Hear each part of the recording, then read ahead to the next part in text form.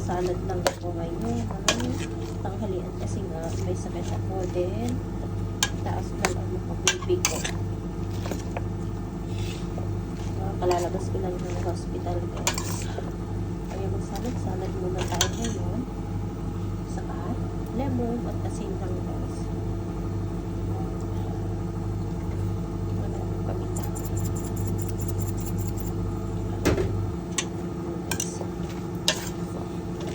Salad. Yan guys. Alam mo ng kanin ng ilang days kasi nga kalalabas natin ng hospital at sakit tayo sa blood pressure.